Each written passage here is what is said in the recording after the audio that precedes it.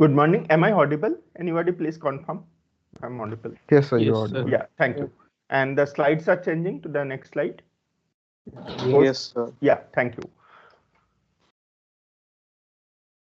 We'll start on the next representation of finite state machines. We have already studied Mealy machines.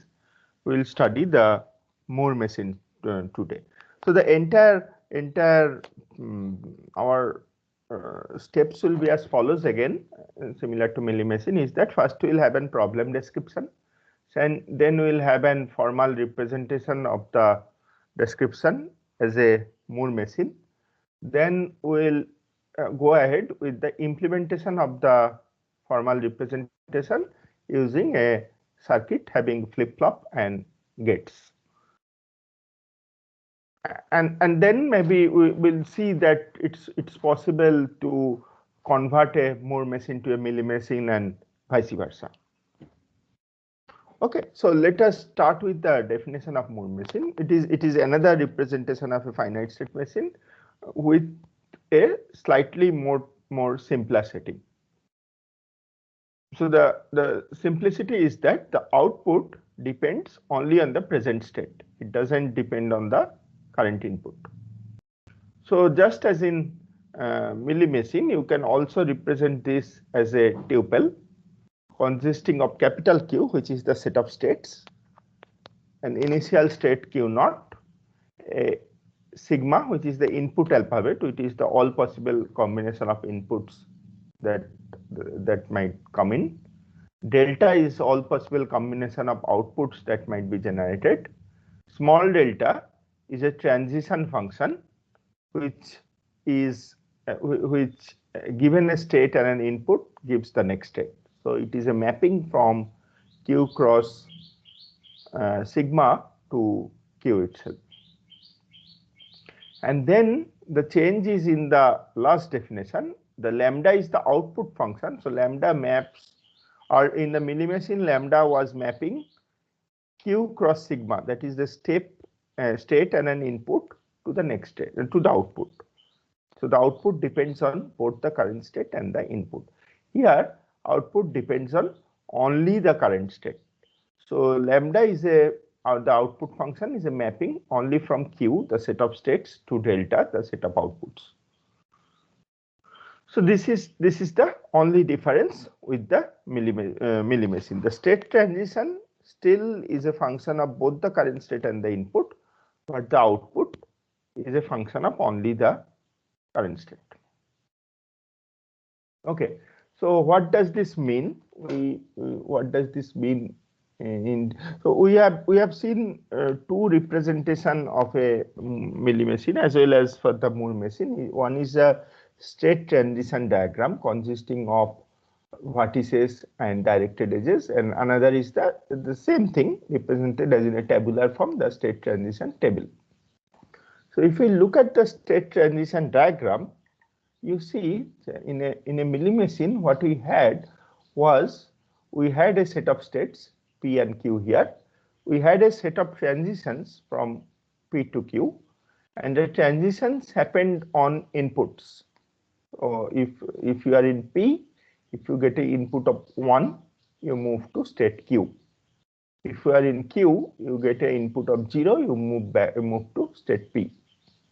So the transitions happens on input, that's fine. Transitions happen on input, but the output, you see, are associated with the edges.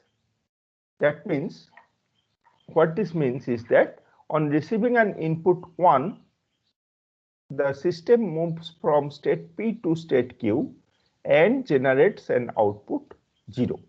So 1/0 is 1 is the input, 0 is the output, and produces an output 0. So the output are associated with the edges. Inputs are anyway associated with the edges because on input you transition from one state to another. The outputs are also associated with the edges.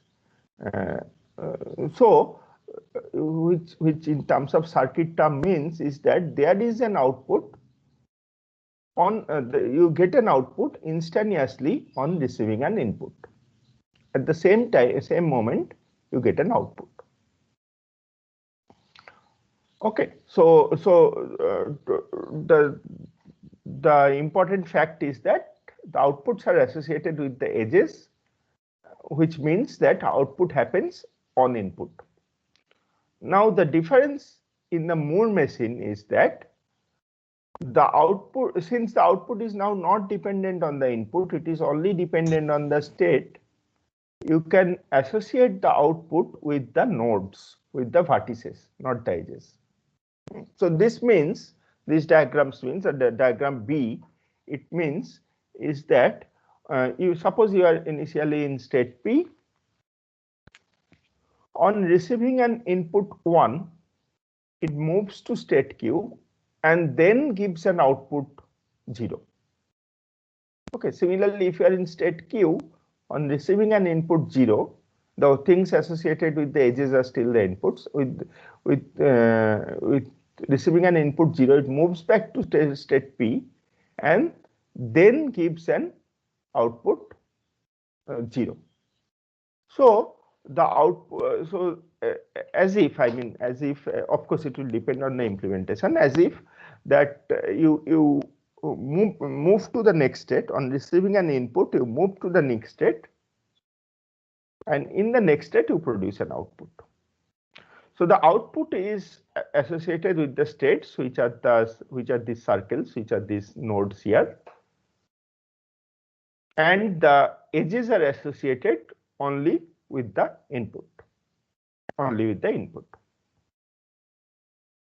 Okay, so the only difference is that in the Mealy machine, the edges are labeled with outputs, whereas in the Moore machine, the vertices are labeled with the outputs.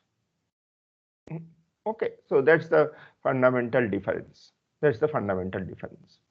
Now let's see what. By the way, see in the this receiving an input, usually in a sequential machine, a synchronous system, what will happen that you will receive the input as well as the transition as well as the output. Everything happens at some edge of the clock, either the rising edge or the falling edge of the clock.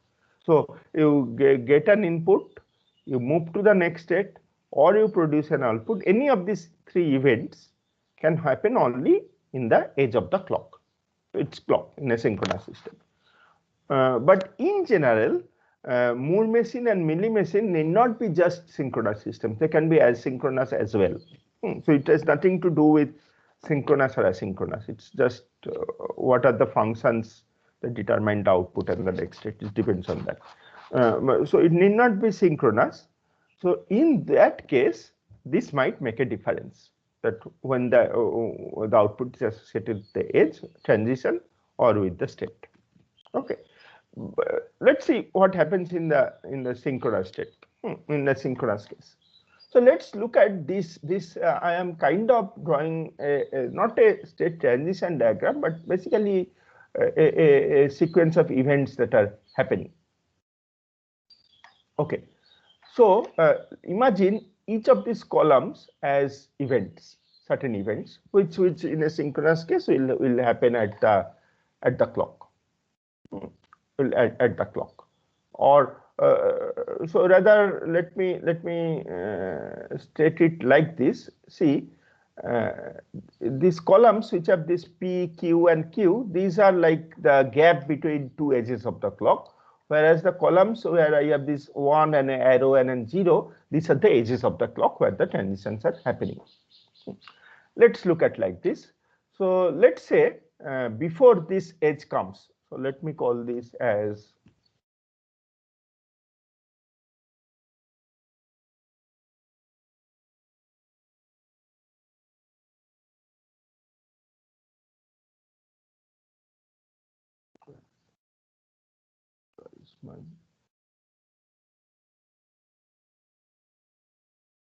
just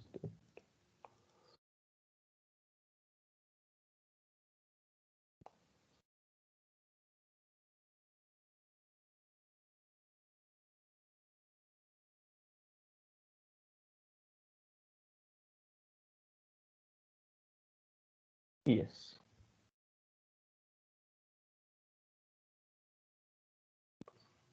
Okay, let me try it here. This is something like this. Let's say I'm taking a leading edge. Then let's say it's like this, and then I'm having a leading edge, and so on. This is my clock. Okay, so suppose before this let me call as edge 1, and this let me call as edge 2. Okay, so what happens in a milli machine is that, say before edge 1 comes, the system was in a state P. Now at edge 1, I receive an input 1. I receive an input 1. So here I was in P. Here I was in state P. On receiving an input 1, I go to state Q. I go to state Q. I transition to state Q denoted by this arrow, and I produce an output of 1. I produce an output of 1 here. And let's say this is my state. So this was in P, and here it comes to Q. Okay, so now the system continues to be in state Q, still the next stage. The output continues to be in state 1, still the next stage. Sorry, the output was 0. Sorry, output was 0. Okay, so now the next stage comes, and then there is a transition back to Q. So it's back to Q again, the state is Q again, till the next stage maybe. And the output is 1. Output is 1 again. So now the output is 0. From here onwards, the output is 1. Sorry, it's 1. Okay, so this is what happens. So if we look at the output over the entire clock cycle, this one, it stays 0. And over the clock cycle, this one, it stays 1. Okay, so the input comes at, there is a transition at input. There is an output production also at the input. So everything, this production of the output moving to the next state, everything happens at this edge. So by the way, I'm talking this about a synchronous circuit. I mean, the similar description can also be given for the asynchronous circuit. Okay, now let's see what happens in a Moore machine. Let me also draw the clock here.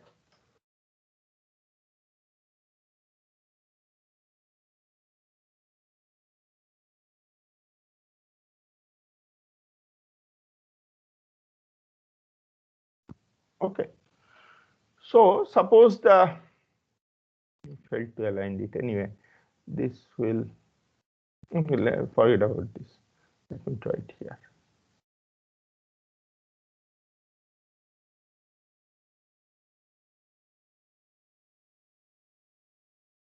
Okay, so it was in a state P.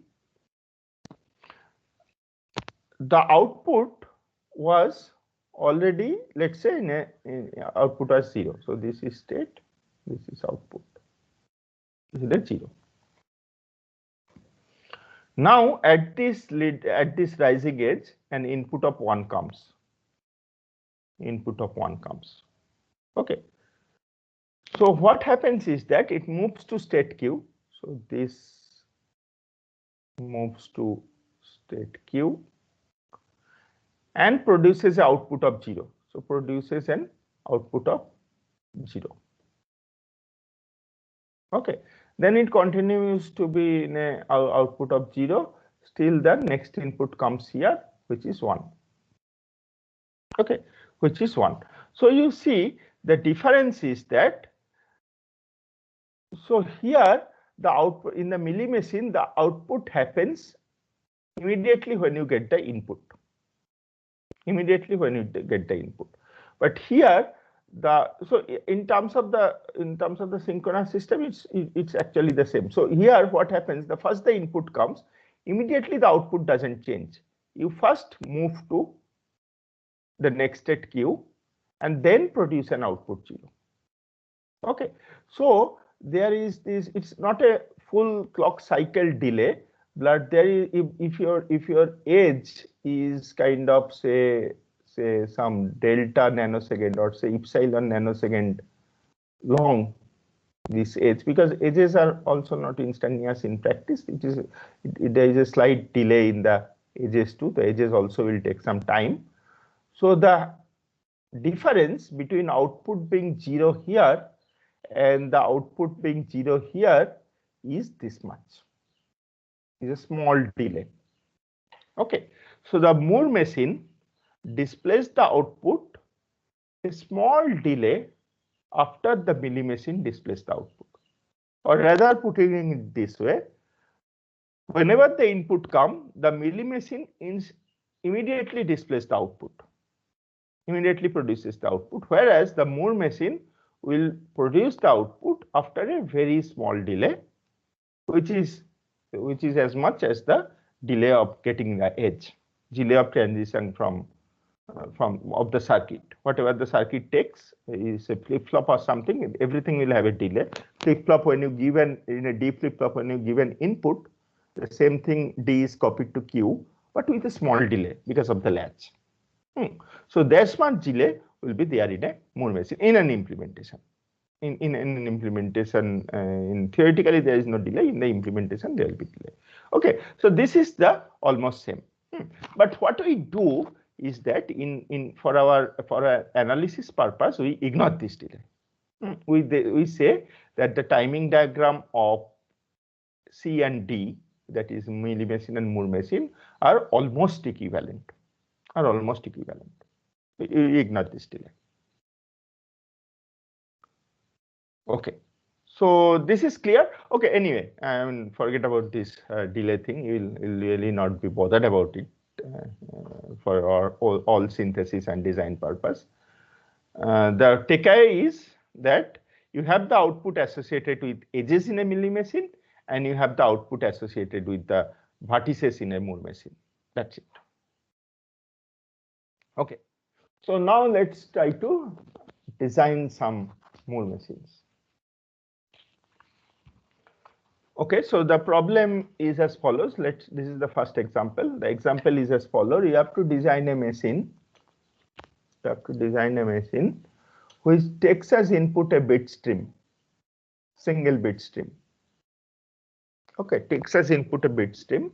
Of course, it has a clock also, and produces an output which is 0 if it has seen an even number of zeros and odd. The output is 1 if it has already seen even number of zeros and odd number of ones. In all other cases, in the other cases, the output is 0. Okay, so let's look at like this. So first one, it has looked at 0 zeros and 1 ones. 0 zeros and 1 ones. So I'm assuming the bits are streaming in this direction. So first you get this, then you get this, then you get this, then you get this, then you get this. Okay, so first is 0 number of zeros and 1 number of ones. So output should be 1. Then you have this two. You have 1 number of 0 and 1 number of 1. So it does not satisfy the output. It should be 0. Then you get 2 zeros and 1 1. You get 1 again. Then you get 2 1 and 2 0. Then you get 0 again. Then you get 3 0 and 2 1. Then you get 0 again. Then you get 4 0 and 2 1. You get 0 again. Okay, I hope I'm correct. Okay, so this is what the output should be. So this is so-called the problem statement.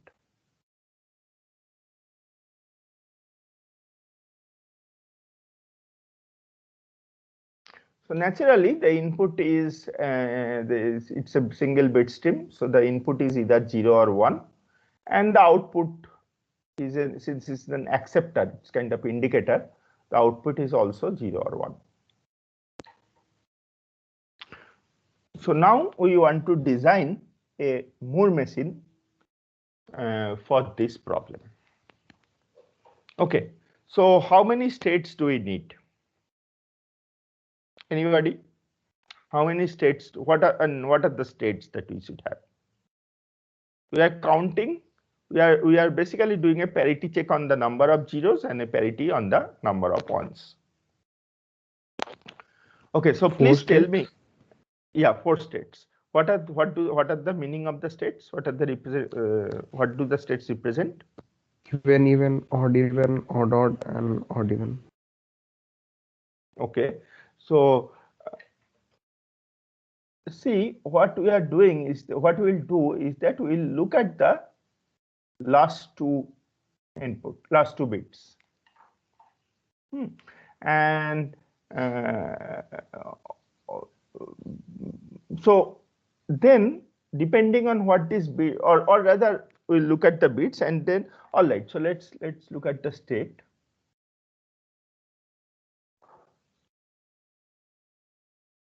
Let's say number of zeros and number of ones. So 4 possibilities are there. It can be odd and odd. It can be odd and even. It can be even and odd. It can be even and even. So at any point where you are counting the number of zeros and the number of ones in the bit stream, any of these, either any one of these 4 combinations can happen. So these are all that can happen. So these are the states. So let me denote them by Q0, Q1, Q2, Q3. Note that this is a symbolic representation of the states. I can as well have an encoding of the states.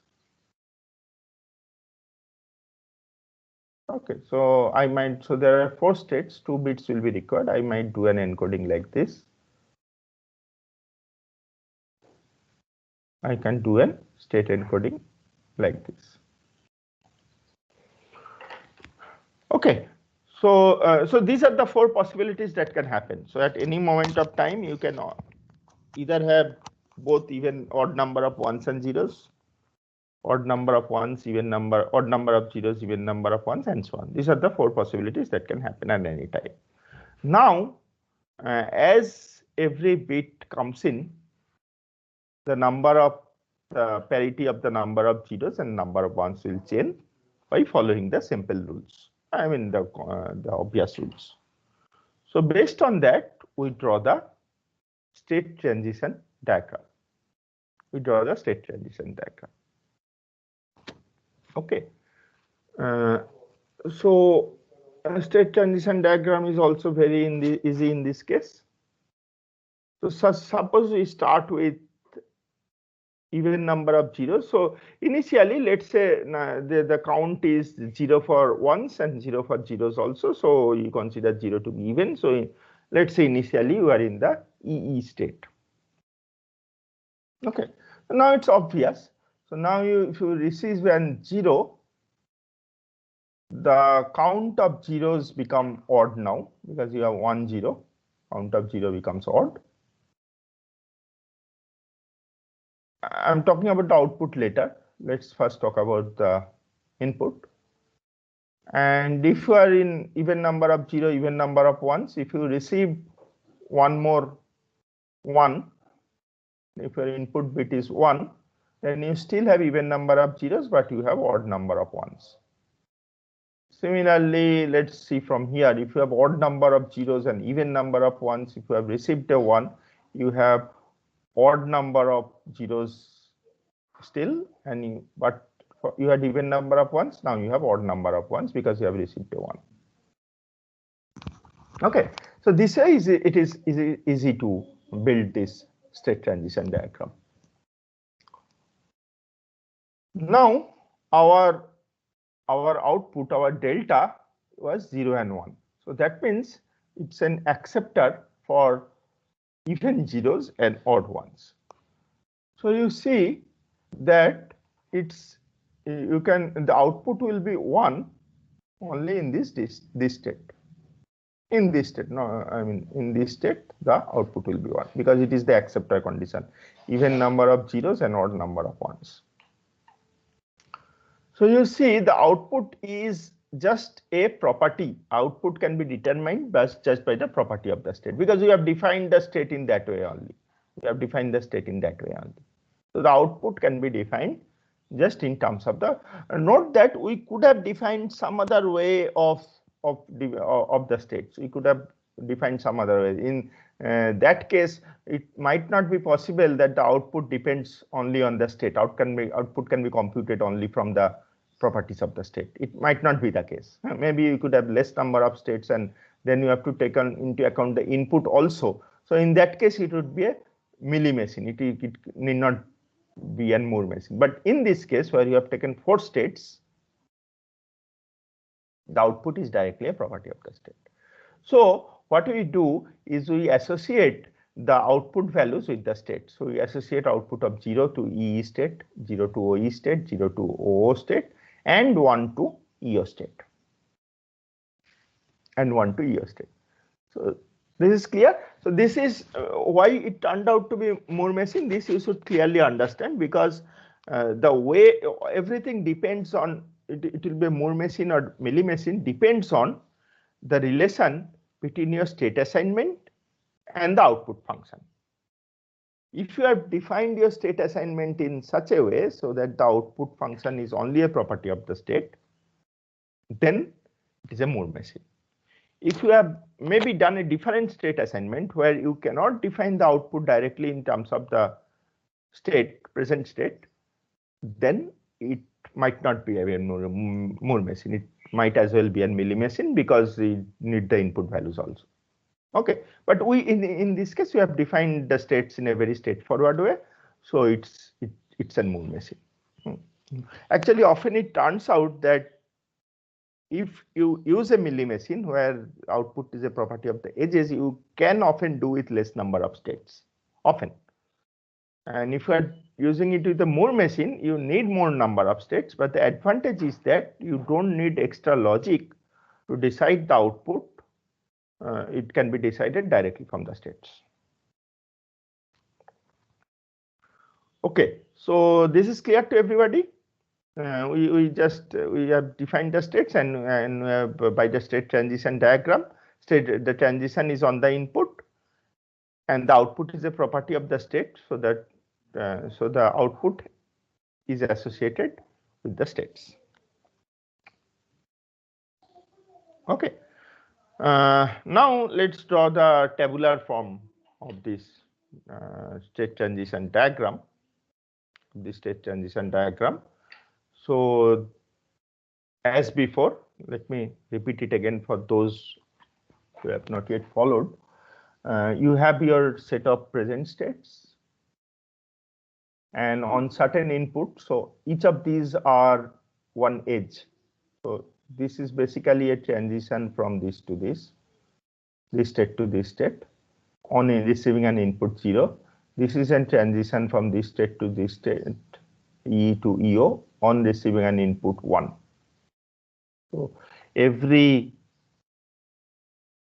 edge in this state transition diagram is converted to one of these rows. In fact, this is actually 2 rows, on input 0 and input 1, one of these rows in this. So what this table basically means is that if your present state is EE, if you receive an input of 0, then your next bit is 0 in the stream, you move to a state OE. If your next bit in the stream is 1, you move to a state of EO. Okay, the important difference between the Mealy machine and Moore machine was that if you remember in the state transition table of the Mealy machine, we are writing the output here also. We are writing the output here also, 0 or 1. Okay, we are writing the output 1 here also. In the case of Mealy machine. Okay. But here you see the output is not dependent on the input. It's not dependent on I. It's dependent only on PS. It's not dependent, which basically means the value of the output is same for all the columns of input. For both the input columns, the output is the same for each row. Each row output is the same for both columns. Okay. Note that this would not have been the case in the Mealy machine. The Mealy machine, the output depends on the state as well as the input. So in the Mealy machine, it is possible to have 0 output in one column of input, 1 output in another column of input. But in Moore machine, that's not possible. The output is independent. It's don't care of I. It's not don't care. It's independent of I. For both I, the output will be same. It's a property only of the present state. If that be so, that its output is same, then I can remove this output from here. I can remove this output from here and write it as a separate column. Since it is, I can write it as a separate column because I need one column for one output for one state. It's not for all the inputs that are there in that state, that comes in for that state. For one row, I have one value. Every row, I have one value. I don't have one different value for every input. For all input, this states, this is the output. Okay, so that's the simplification. That's the simplification. So I can move it out. This basically means that okay. So now let's instead of the symbolic states, let's write the encoding for the state. So we have already chosen an encoding that 00 for EE, 10 for OE, and so on. So I write down the encoding values. So this is EE, this is OE, this is EO, and so on. So I nicely have an state transition table. Okay, so now we want to realize this. So this is clear. Any doubt? Anybody has any doubt till now? I hope you will not have any doubt. Okay, so the only thing I want you to appreciate till now is that the state transition diagram as well as the state transition table are smaller or rather simpler for a Moore machine as compared to a Mealy machine. The trade-off is that a Moore machine, the equivalent Moore machine, might have more number of states.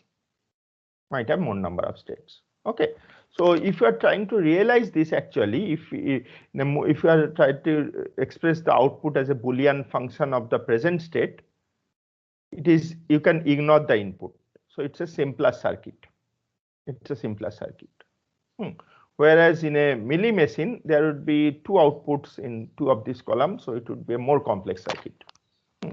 So basically, in Moore machine, you will have simpler logic circuits, simpler combinatorial circuit, but maybe more number of states. Whereas in a Mealy machine, you have more complex gate circuits, combinatorial circuits, combinational circuits, but you have less number of states. If they are equivalent, Okay. All right. So now let's try to write this as an truth table, or rather a Carnot map.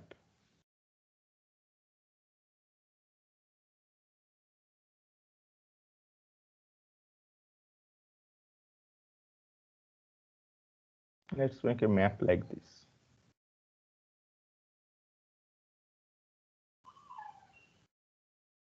See, I'm just this table, this state transition table, I'm writing it as a Carnot map. So what I'm doing is as follows. I am writing I to be 0, and I to be 1, and I'm writing the present states.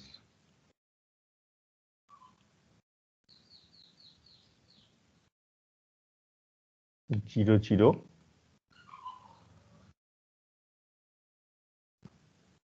0, 0, 1, 0, 0, 1, and 1, 1. This is my present state, and I am writing. Let me write the output. Let me write the output, or let me first write the output function. Okay, so let me copy. If the so what will we see? See, it is dependent only on the. So this is, let's see the on bit, on combinations, on rows of the output. So it is on only for the present state to be 1, 0. So present state to be 1, 0. This is 1. This is for all inputs, so both of these should be 1. This is the Karnaugh map. Okay, so if I represent the present state by two variables, let's say x and y, so this is x and y.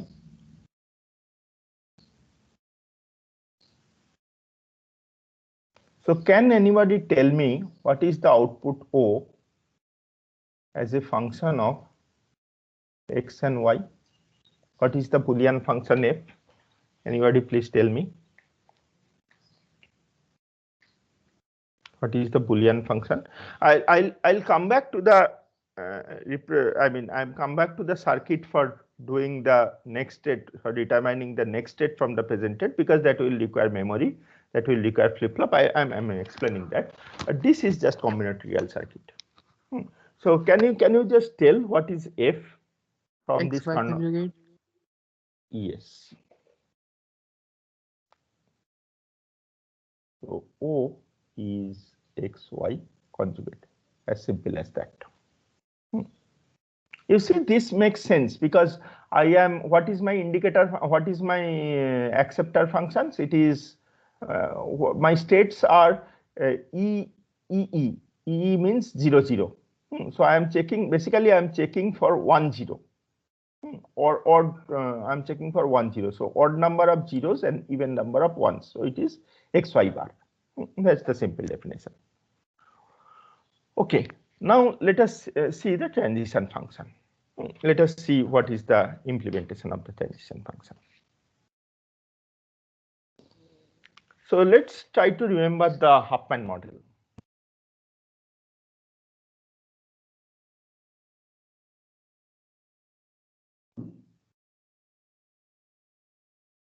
So let me quickly tell what it is.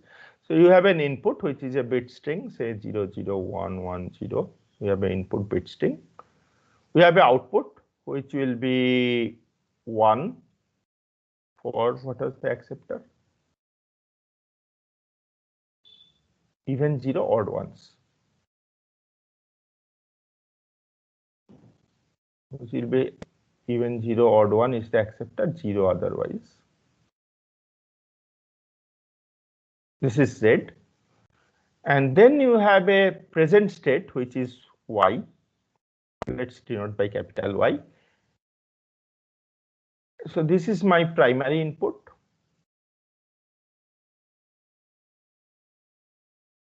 And your present state, I'll come back to that. Let me call this as present state, is my secondary input to this combinational circuit. Okay, so now you see, to get the next state from the present state, you need some memory elements, basically flip-flops. You need some memory element. So these memory elements, in this case, a state is represented the encoding of the state is 2-bit. So basically he will need here 2 flip-flops. This memory element will be consisting of 2 flip-flops. What the flip-flops will do, they will take the present state. They will take the present state, which is actually 2 lines. The present states, because the encoding has 2 bits, so it is X and Y.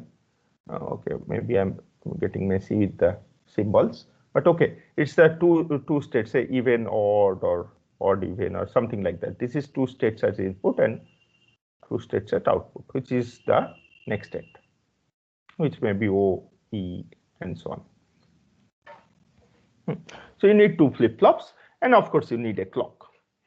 So what this memory element does is that if at current clock it receives this Y, sorry, I think I'm making a mistake. It's not actually, this is not actually new state. This is the state which is held for some time, which is memorized for some time. Okay, so moment you have a new state, say you are in the logic says that now you should move to EO state.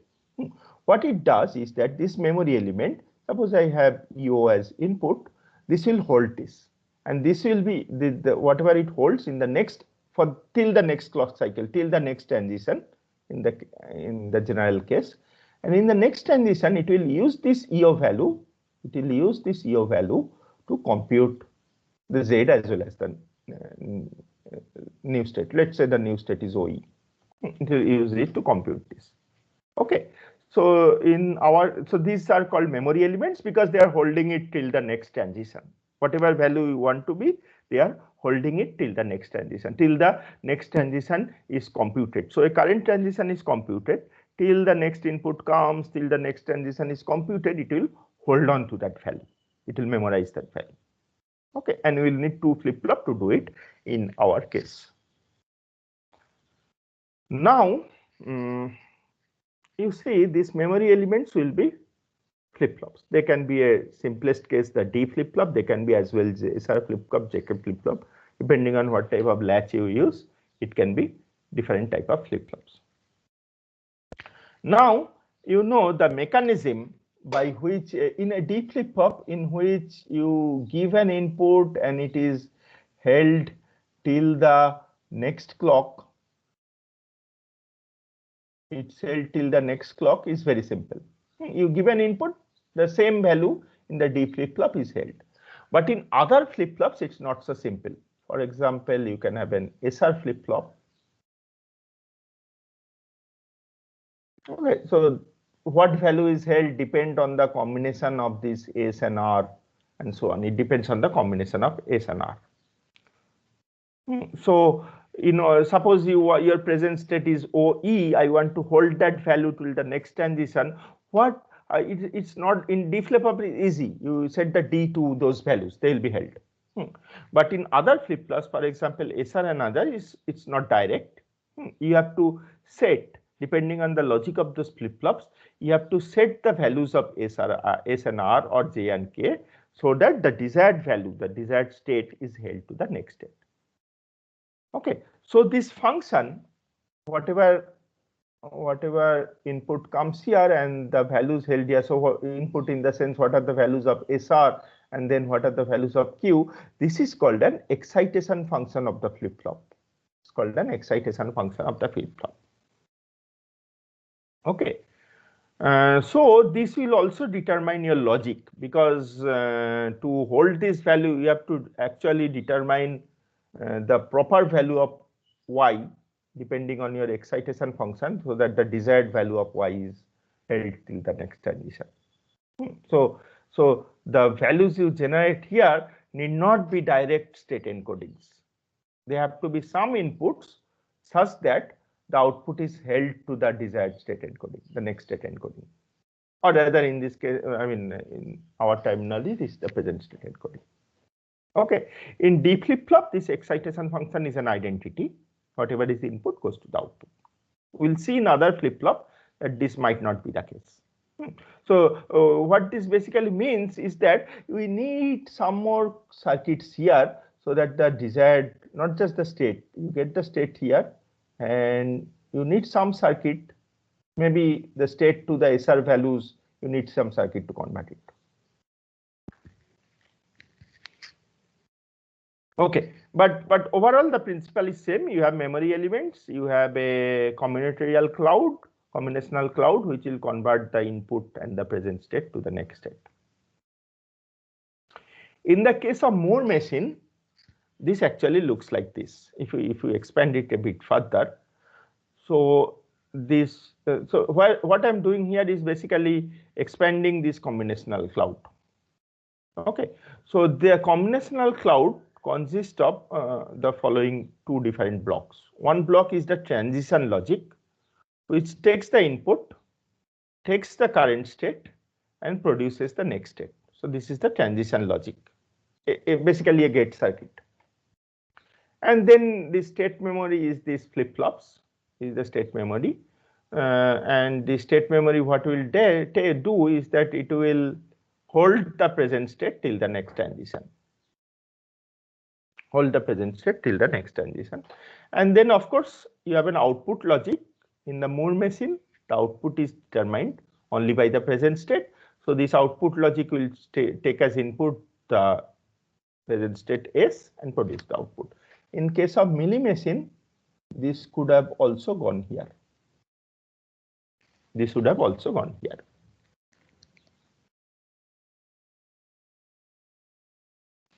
Okay, so let us try this. So can you this transition table, can you tell me a D flip-flop realization of this? So I should have copied this transition table, but let me see. Let me see if I can. Or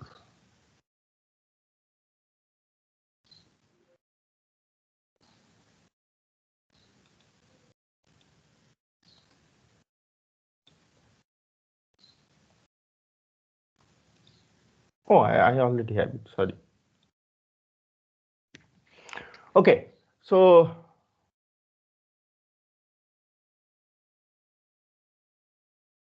let's look at like this. So I have two D flip-flops. I'll need two D flip-flops. I'm not drawing the Huffman model as such. Let me draw it, or let me draw it like the Huffman model. So I have two flip-flops.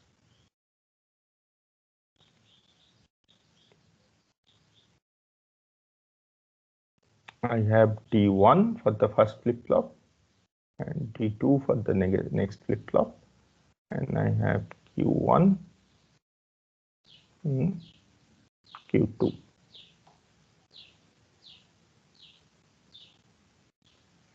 I'll ask you to draw two circuits. One is, and then I have an input, only one input I. The first circuit will take Q1 and Q2 and I. So it will have I, Q1, Q2, and produce D1 and D2, which will feed back here. And the next circuit will take as input Q2 and Q1 and produce output. Let's call it O. So this circuit we have already made. It is XY bar. Rather, it is Q1, Q2 bar. This circuit we have already made. Okay, I'm drawing it in a worst possible way. But now let us try to build this circuit. Can you draw the, all of you, can you please draw the Carnot map for this circuit? So it takes as input I, Q2, Q1. It's a 3 variable Carnot map, I, Q2, Q1, and two output, D1 and D2. So there will be two Carnot maps, one for D1 computed from I, Q1, Q2, and one for D2 computed from Q1, Q2, I. Can you quickly draw these two Carnot maps? I have already given you the table. So from the table you can do all of, there will be two Carnot maps, each of these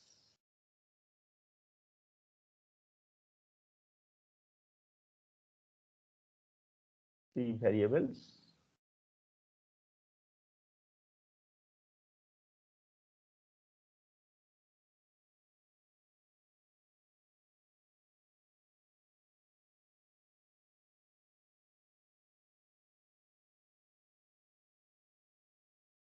This is for D1.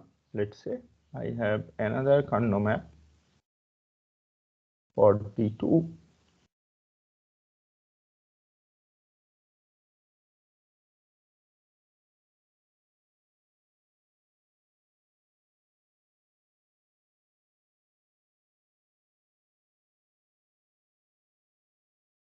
Okay. So can you please tell me what is this Karnaugh map, sir? Anybody of you, please fill up this Karnaugh. Tell me the on a cells of this Karnaugh map. On min terms, please. For D1, what are the on min terms? You can tell it from this state transition table. Okay, you can tell it from the state transition table. So this is my input, this is my PS, and these are my new state. Let me call it new state 1 and new state 2, the 2 bits of the new state, and these are my PS. So this is PS1 and this is PS2, the 2 bits of the PS. Okay, now fill up this Karnaugh map. Tell me what are the on entries. Anybody for D1? What are the on entries for D1? Please.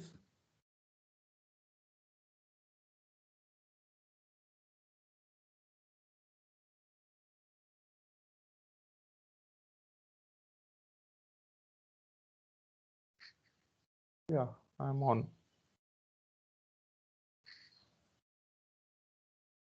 What are the on entries for D1? Complete this Karnaugh map for D1.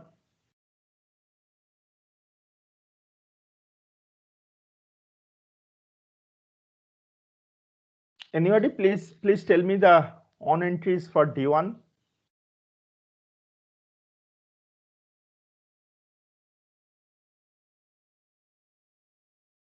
Okay, so let's look at this column.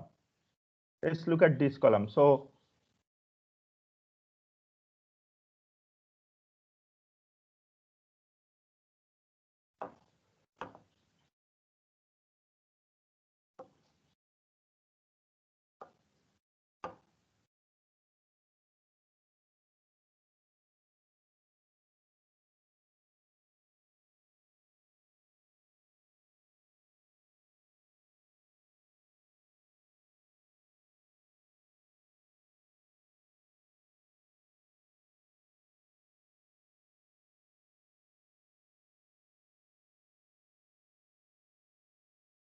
what will be the on entries for this?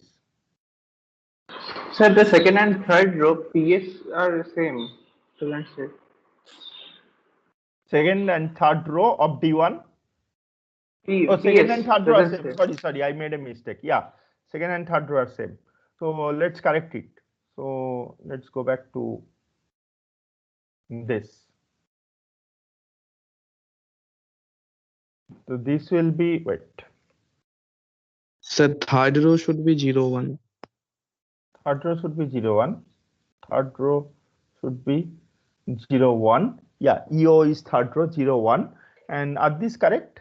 Yeah, these are correct. The new states are correct. New states are correct. Very good. So now you tell me. Suppose I replace it by 0, 1. This is wrong. You replace it by 0, 1. So what are the on entries in the Karnaugh map?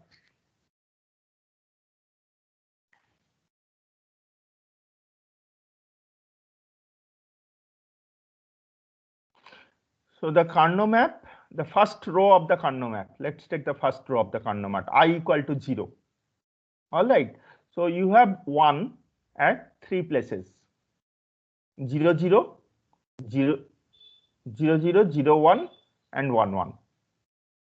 0, 0, 0, 1, and 1, 1. So the first column, third column, and fourth column will be on. You look at the first bit of I equal to 0. So I equal to 0 is the first row of the Karnaugh map, and D1 is the first row of the I bit. So it is 1 at 3 places. 0, 0 for PS1, PS2. 0, 1, I made a mistake here, 0, 1, and 1, 1. What about for I equal to 1? When are the first bit 1? Again 3 places. At 0, 0, 1, 0, and 1 1. So can you give me the logic function for this Carnot map, the minimized logic function for this Carnot map? See, what I'm doing is as follows.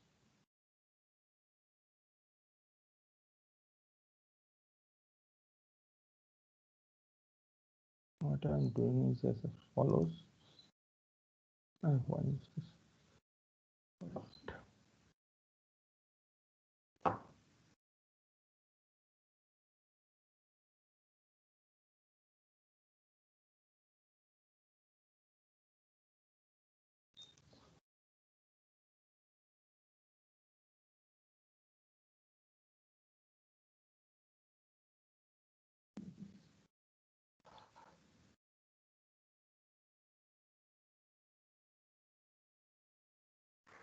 Yes. So see, this is D1. So this is the first bit of new state. And I equal to 0. So this is this row. I'm looking at the 1. The 1 is at 0 0. This will be 0 1. The 1 is at 0 1. And there is a 1 at 1 1. Excuse me, sir. Yeah. So the last element of the highlighted column should be 0 1. So the I equals to 0 row. column. So The last row, this should be second 0 1. Yes, sir. Okay. So then I don't have this. Then I'm this. Good. Okay. So I equal to 1. Is this correct? So I have a 1 Yes, here. sir. I have a, yeah, good. I have a 1 here. I have a 1 here. And I have a 1 here. Okay. So what is the logic circuit? So maybe the only minimization that I can, there are two minimizations that I can do, this and this and this and this. So what is the logic? What is D1 as a function of I, Q1, Q2? What is this logic? Can you quickly tell me? So it is, let's see, it is Q1 bar, Q2 bar for this. And this is, yeah, this is,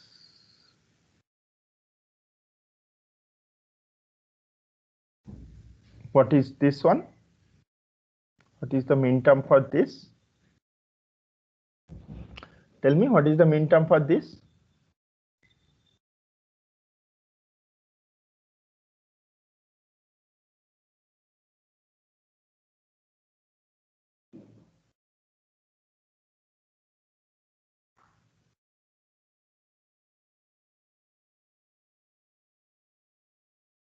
What is the problem with?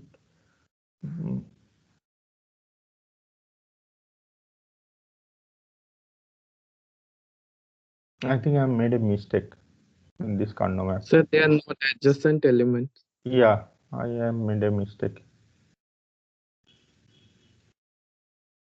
Okay. So also in the I equals to 1 column, the first element will be 0 1. It will be 0 1. Yes. It will be 0 1. So in this, so let's try to fill up this one. If we try to fill up this one, 0 0 for I equal to 1, second is 1. Sorry, this is 1. And then it is 1 for 1 0. 1 0, it is 1. And then it is 1 for 1 1. For 1 1. So is this correct? I have to go back to track this, but I believe you. So of course you are correct. So yeah, I think this is fine. Let me check. So it's Sir, in K-map, the third column should be 1, 1, and the fourth column should be 1, 0. yeah, I made that mistake again.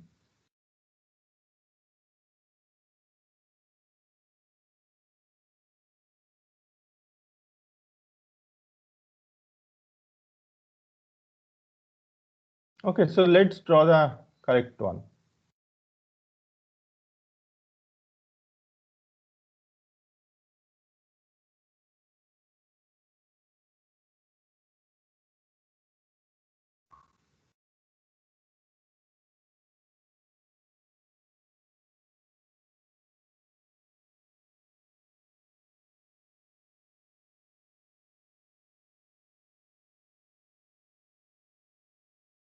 Okay, so this, what are the corrections here? This becomes 0, 1, and this becomes also 0, 1. Just check this if there are any more errors. Check this if there are any more errors. No, I think these are correct now. So odd, then I have a 0, so it's even odd. Okay, I think these are correct. Okay, so now let's do it. So it's the first row. Let's look at the first row. So it's 1 here, and a 1 at 0, 1, and a 1 at 1, 1. No, 1 at 1, 0, 0, and 1 at 1, 1. 1 at 0, 0, and 1 at 1, 1. Next, I equal to 1. It's 1 at 1, 0, and 1, 1. 1, 0, and 1, 1. So this is the kernel map. So the only minimization you can do is this. So you can write your D1 as what you can write? You can write it as present state 1, present state 2 for this. What is this for this? Plus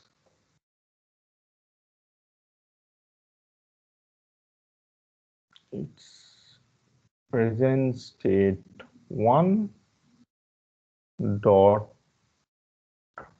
I plus what is this? It is PS1 bar, PS2 bar, I bar. Okay, so this is what goes as, so this circuit will be this. So what is this? There will be it's a AND OR representation. So you can draw the AND OR representation. I don't have space to draw it here. So this is the AND OR representation for D1. Similarly, you can do it for D2. Okay, so you have got the procedure.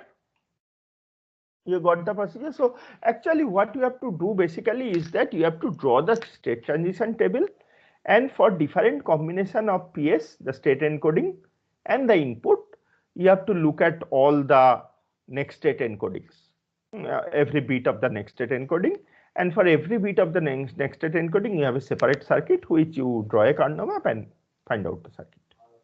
That's it. So this is simple. I mean, I'm not dwelling more on this because I hope this is very easy for all of you.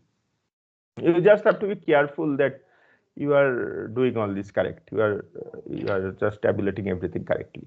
That's what needs to be done. Okay. Now let's look at the next problem. The problem is as follows. You have a stream X coming in of zeros and ones. Okay, and you are having it from the MSB side. So if you think of the stream, so first one comes, then two comes, then one comes, then zero comes, zero comes. Then actually it's a number. Let me call it n, which is 11100. This is the number. So from MSB first, the bits are streaming in. MSB first, you are reading in the string. And as you get these numbers, you have to find out the remainder. Remainder on if we divide n by 3. So your output can be 0, 1 and 2. You have the output 2-bit output encoding of 0, 1 and 2.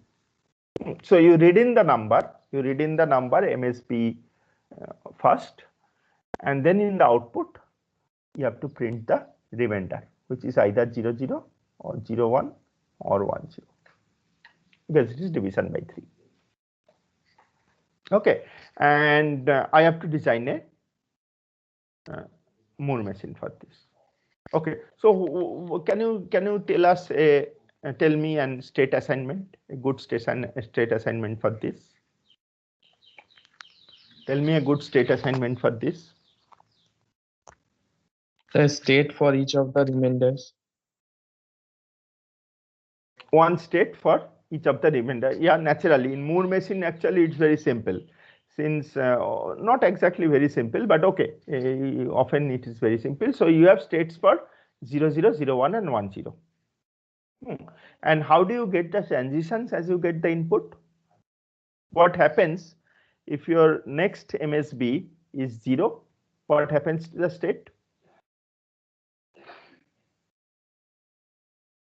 So suppose you have read in these 2 bits.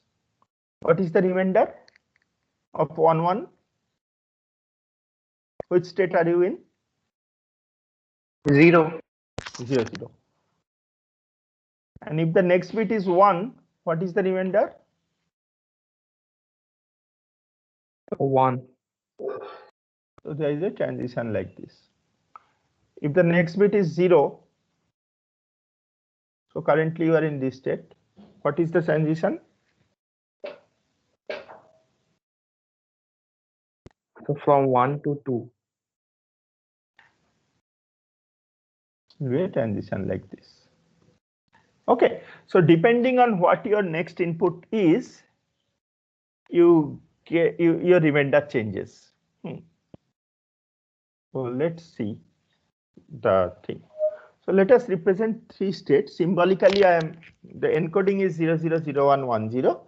But symbolically, let me represent them as R0, R1, and R2. Symbolically, I am representing them. Now, let's see the rules.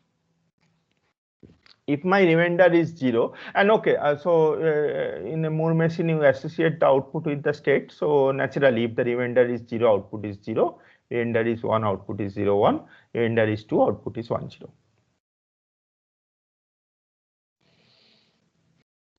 0. Now let us look at the transitions. If your remainder is 0 and your next bit is 0, you have a trailing 0. The remainder stays 0. If you already have remainder to be 0 and you get a trailing 0, remainder is still 0. If your remainder is 0, as you have said, if you get a 1 next, you get a trailing 1 next, your remainder becomes 1. Because you are adding a 1. So whatever it is, some number of bits, you are adding a 1, your remainder also will get added by 1. Can you tell me, anybody, why this happens? If you look at the formula for binary representation, why this happens actually? Anybody, just a quick one-line explanation.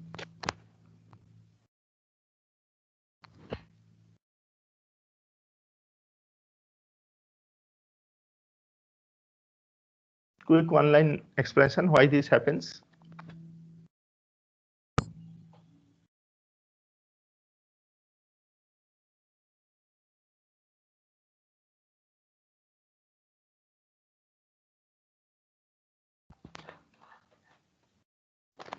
So see, this is the current input that we are reading in the number so far. It's the least significant bit. It's the least significant bit. Okay, so you either get 1 added to it, if it is 1, or 0 added to it. If you have 1 added to it, naturally the remainder will increase by 1. It's modulo 3 division. If you have 0 added to it, the thing says the same. Okay, so that's why you have this transition. And as you have said, if your remainder is already 1, if you have another 0, your remainder will now become 2. Okay, your remainder will now become 2. You have a trailing 0. Your remainder is 1. You have one more bit added in. So these bits, your x will actually be multiplied by 2. Okay, you are shifting the bits to the left. So they will be multiplied by 2. They will be multiplied by 2 and a 0 will be added. So remainder will now become 2. You are shifting to the left. One more bit trailing 0 comes in, means you are shifting it to the left. Here the trailing 0 does not create an effect because anyway there are leading zeros also in R0. Okay, similarly if your remainder is 2, see every time a new bit comes in, you see there is a left shift. Every time a new bit comes in, there is a left shift, and left shift means you are multiplying by 2. Okay, and then you are adding one more LSB. Depending on that LSB is 0 or 1, your remainder will be changing. It will be incremented. It will be incremented. So there will be a change due to shift, and there will be a change due to increment due to the LSB coming in. Okay, so I guess this diagram now will be clear. So if your remainder is 0, you get 1, you get a remainder of 1. Left shift is there, but since it is all 0, it doesn't double really. And then you have R1, then it doubles, and then you add 1. So you get a remainder of 2. If it doubles and you still get another 1 coming in, then your remainder is back to 0, 0. You have 1 and it is doubled, and then one more comes in, it's back to 0. So R1 goes back to R0. Similarly, R2, one more 0 comes in, it's doubled, and then one more 0 comes in, it goes back to R1.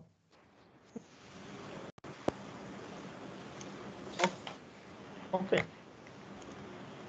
All right. Any question? All right. So then now we have R2, then again once comes in, it's shifted, and then 1 comes in, so it stays 2. So this is the diagram. So I have written it down in a tabular form. It's very easy actually. So I have written it down. So your job now, all of you quickly take your pen and paper and find out the D flip-flop realization. I'm keeping this diagram in the screen. You quickly first draw the Carnot maps. So you need to, you have 3 states. You have 3 states, so you'll need 2 flip-flops to store them. You'll need 2 flip-flops. Note one thing, that one more interesting thing happens here is that you have, so one of the state doesn't appear. So in the transition logic, you will have some don't cares. You will have some don't cares because one of the row will be missing. You don't have 4 rows here, you have 3 rows here. One of the row is missing. So there will be some don't cares. So corresponding to this, suppose I am using 2 flip-flops, 2 D flip-flops to encode, to store these 3 states. You quickly give me the Carnot diagram for O and NS1 and NS2.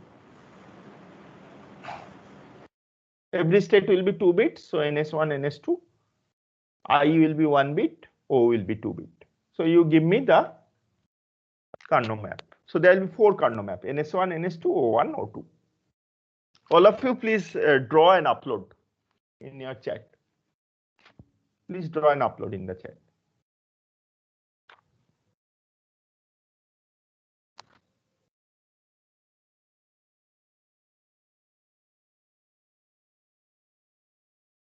I'm keeping this in the screen for your benefit. It's a almost a trivial exercise, but this will help you remember things.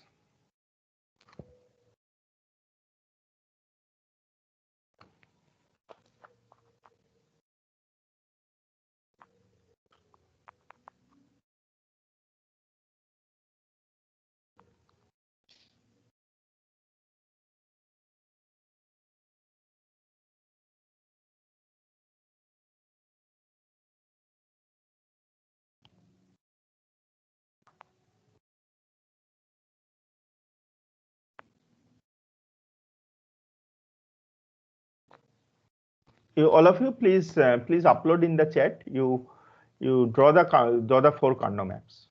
They are simple. It will not take much time.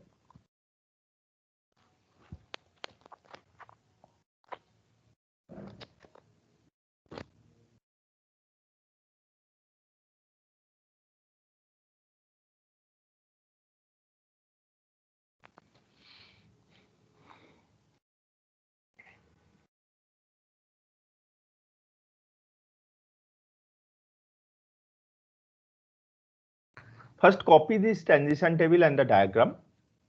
Then maybe you can. It will be easy to make.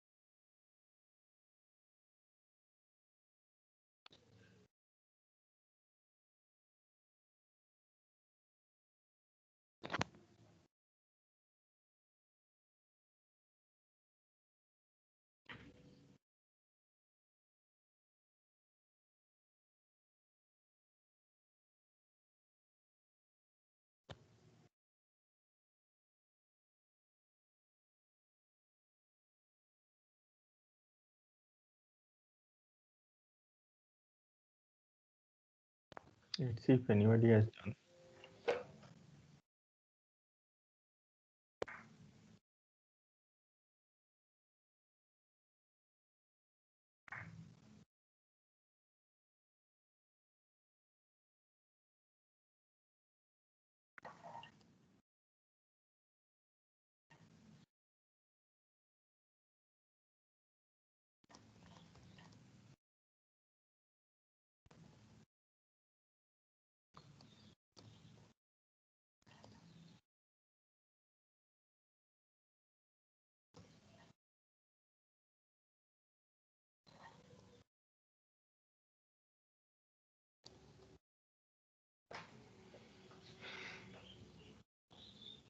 Okay, so Satvik, this is for. Can you draw? Just to type in. You see there are 2 rows. You just type the rows line by line. Say, let me see for the K map for O. Can you type the K map for O in this format? Say, for example, 0 1 0 1 is I equal to 0. 0 1 1 0 is for I equal to 1. This way, in this case, it will be more. It will be S1 and S2. Can you quickly type the Carnot map here? Anybody of you, can you quickly type the Carnot map here in the chat box? You need to make 3 Carnot map.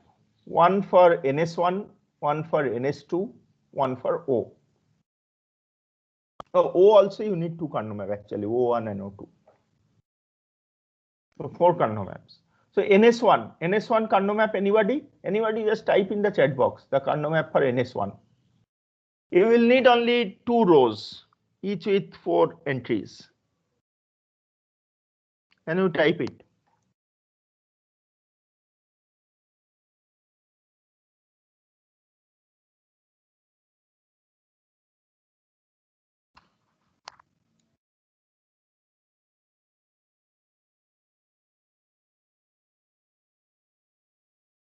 Sir, can you please show the question again? Actually, yeah. Can you see? Yes. Just give me. So let me explain once again also. Let me explain one again. So you have 3 states: 0 0 0 1 1 0 encodings. These are the present state. These are the next state. So what I want you is to draw a Carnot map for this first bit here, the second bit here, first bit of O, second bit of O, first bit of NS, second bit of NS, first bit of O, second bit of O. I'm keeping this here. For each of the, you just write down, for example, NS1, then you type 2 rows. Karnaugh map for NS1. Similarly, NS2, you type 2 rows for the Karnaugh map of NS2, O1, O2. So these 4 Karnaugh map, you just type in the chat box. It should be very easy. But just I'm forcing you to do this exercise because I hope that once you do it, you will not forget it. All of you, please do. All of you, those who can do it's fine. It's fine. I know they can do, but this is a common denominator. Everybody should be able to do it. So everybody, please do it.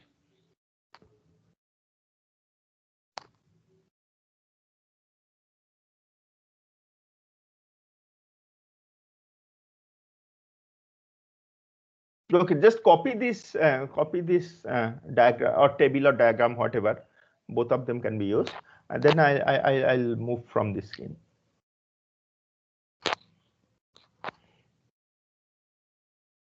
Note that there will be some don't cares because I don't have 4 meaning. I have only 3 states which I care about.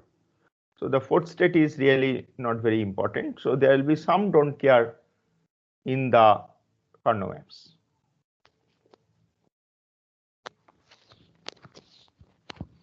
The input combination 1-1. Input combination 1-1 for PS1 and PS2. That's a don't care. So one of the column will be a don't care.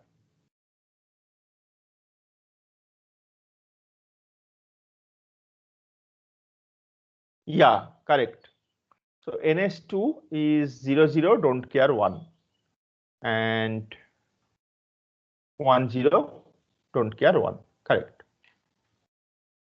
Satvik also correct. Very good. Yeah, Yasika, you have written. Yeah, excellent. Good.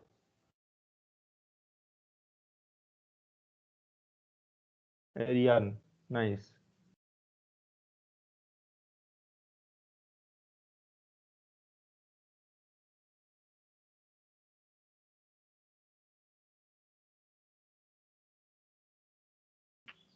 Ravinder Sai, what is the meaning of this? Oh, okay, good, got it. You have three Karnaugh maps side by side.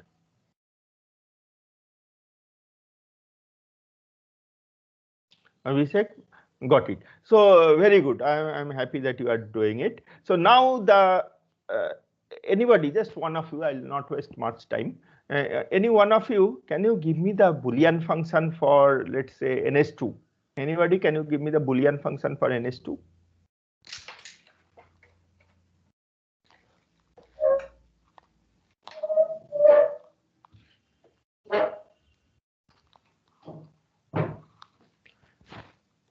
Anybody can give the Boolean function for NS2?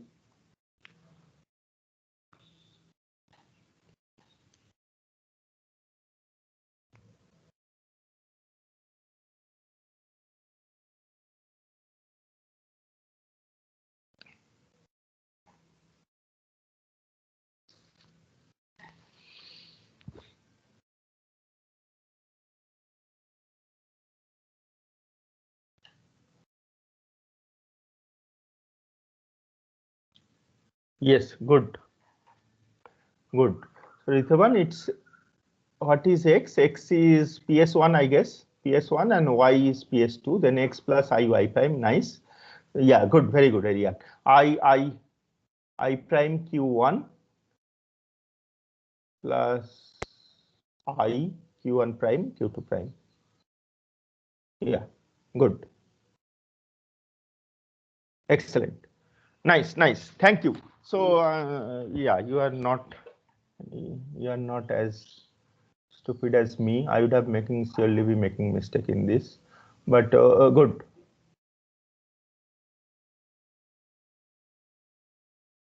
Yeah, good. So now let us move to the next problem. Thank you. I think I guess all of you can do it now.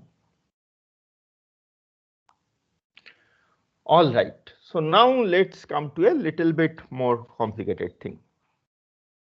Now we are still computing division modulo 3. So your output, so input is again a binary string, single binary bit stream. output is still the remainder, which is 0, 0, 0, 1 or 1, 0. But now instead of from MSB side, I have the bits coming in from the LSB side. Okay, so if you have the LSB bit first, then the zero position, 0 index bit first, then the 1 index bit, then the 2 index bit, and so on. Okay, and now if you want to find out the modulo division remainder, it's slightly more complicated, because you not only have to remember the see earlier in this case you just have to remember what the current remainder is. If you just remember what the current remainder is, depending on what your next bit is, next less significant bit is, you can easily find out what the next remainder will be. But now the next remainder will not only depend on the current remainder, but also the next bit that you are giving is coming at an odd index or an even index. It's coming at an odd index or an even index. So currently you have seen odd number of bits, odd number of values, or even number of values. So accordingly, the next index is 1 or bit. So the rule is as follows. Initially, let us assume remainder to be 0. Okay, and then you get an, if your next index is even, note that we are reading it from the right to left. You are reading the LSB, then you are reading the 0 index, 2 to the power 0, 2 to the power 1, 2 to the power 2, that order. We are reading in that order. So if you get a 1 on an even index, the remainder 1 gets added to the remainder, current remainder. Okay. Whereas if you get a 1 in the odd index, 2 gets added to the current remainder. Okay. Also, you need to so basically you need to keep track whether the next bit that you are reading, the next value that you are reading, the index of that is of even parity or odd parity. The next index is even or odd. That you need to remember. Okay. So now, so earlier I was only remembering what the current remainder is. It can be 0 or 1 or 2. Now I need to so this rule you can easily check out. You just check any example. In fact, if you write down the expression for a Boolean number of a binary number, you can easily check this fact. You can easily check this fact. Okay, so now I need to remember not only the current remainder, but also the next input that will be coming, the index position of that next input. It is an even numbered index or an odd numbered index. I need to remember these two. So naturally I'll need 6 states. First state is that the next index is even and the current remainder is 0. The next index is even and the current remainder is 1. Next index is even, current remainder is 2. Next index is odd and the current remainder is 0. The current remainder I'm calling it as an accumulated remainder so far. Next index is odd, current remainder is 1, and so on. And these are the encodings for that. These are the encoding for that. Okay, so this rule you can easily check. You check any number. You check any number and check the remainder from the LSB side. So now you are whenever a new number is coming in, you are actually doing a right shift, not a left shift. You are doing a right shift. And right shift is more complex. Depends on the shift is on an even bit, even index, on an odd index. Okay, so you can easily check this. I'm leaving it to you. You just take the formula for a binary number, 2 to the power 0, 2 to the power 1, and the bit values. You can easily check this.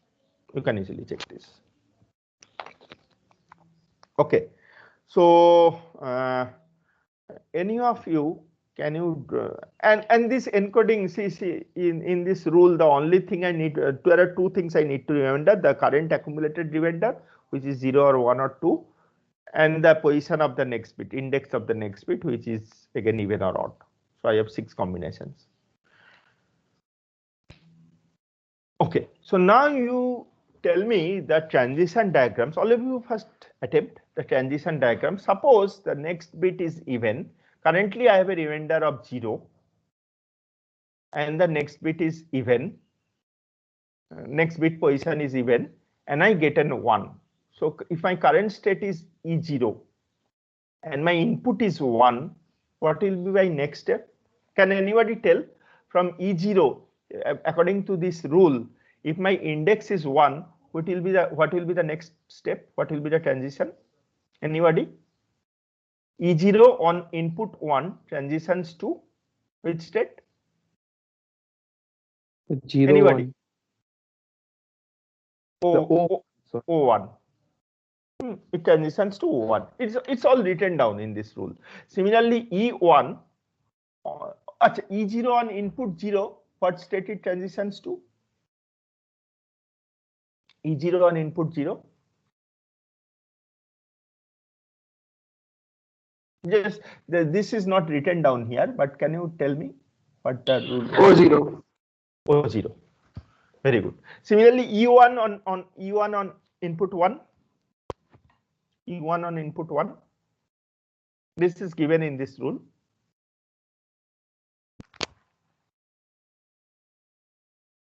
E1 on input 1.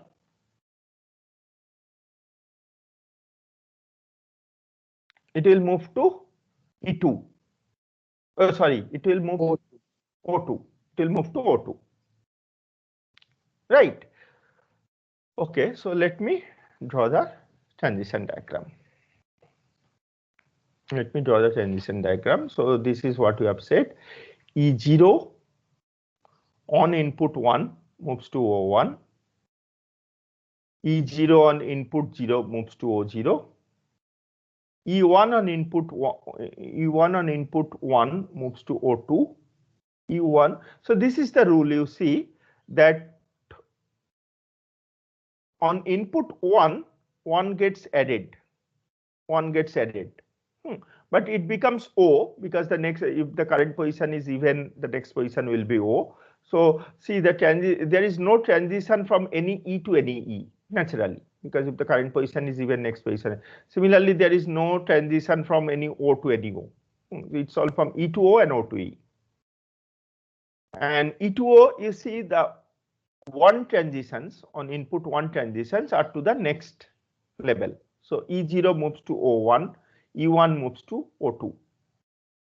E1 moves to O2. Okay, on the and there is a wraparound. So E2 moves back to O0. E2 moves back to O0. What are the transitions on 0? You see from the even, transitions on 0 are to the same level. So E0 moves to O0, E1 moves to O1, E2 moves to O2. And similarly back. So O2 moves back to E2, O1 moves back to, on 0, they are just back. O1 moves back to E1, O0 moves back to E0. Okay, but O0 on an, see there is, this is a, so E2, so E0 moves to O1, E1 moves to O2, E2 moves back to O0. Similarly, O0 on 1 moves back to E2, O1 on 1 moves back to E0, O2 on 1 moves back to E1. So O2 goes to E1. So for E, you see it's forward, E to O1, E1, E0 to O1, E1 to O2, E2 to back to O0. For the O, it's the reverse. So O2 goes to E1, 1 goes to E0, and O0 goes back to E2. Okay, O0 goes back to E2, and the output is easy. Output is easy because this is its remainder is 0 in E0. Remainder is 0 in O0 as well. Remainder is 1 in E1. Remainder is 1 in O1 as well. Remainder is 2 in E2. Remainder is 2 in O2 as well. So the output is associated with state.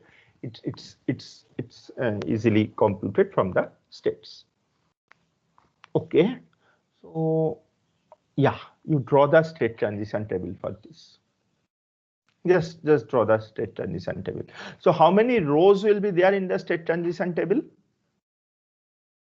There are 6 states, there will be 6 rows. But you see that there will be 6 rows. But if you look at the encoding, since there are 6 states, you will need 3 bits. So there will be two rows which are missing from the state transition table. So accordingly, some don't cares will come in the kernel maps. Some don't care will be coming in the kernel map. So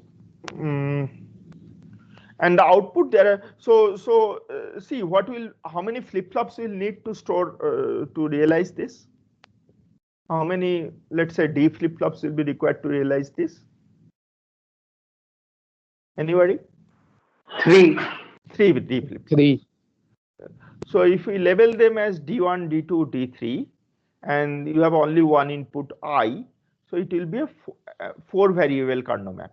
And how many such kernel maps do we need to draw for computing the next state as well as the output? How many kernel maps we need to draw total?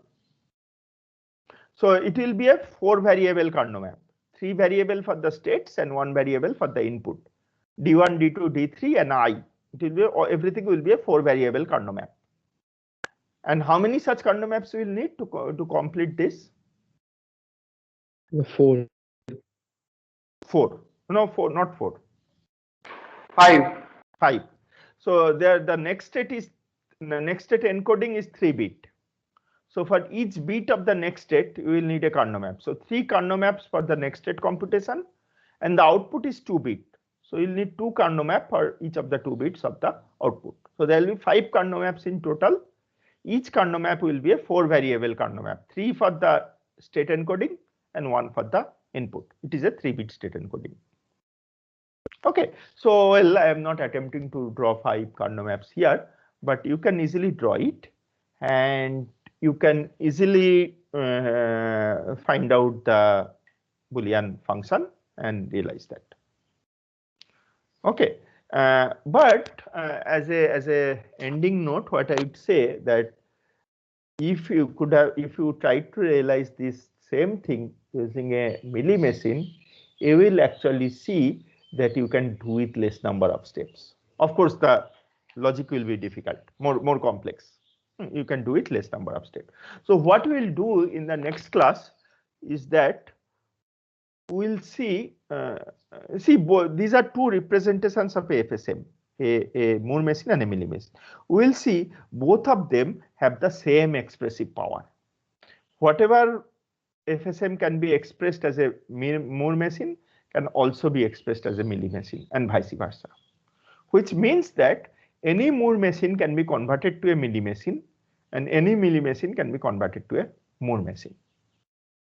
So of course, the number of states and all those things will be different. The logic will also be different, but they can be converted. So in the next class, we will see how the procedure for converting a Moore machine to a Mealy machine and a Mealy machine to a Moore machine. Okay, so thank you for today. Okay, so all this I am not doing, but I suggest that it will be a good exercise for you. Okay, so I'm stopping for today. Some more announcements I would like to make.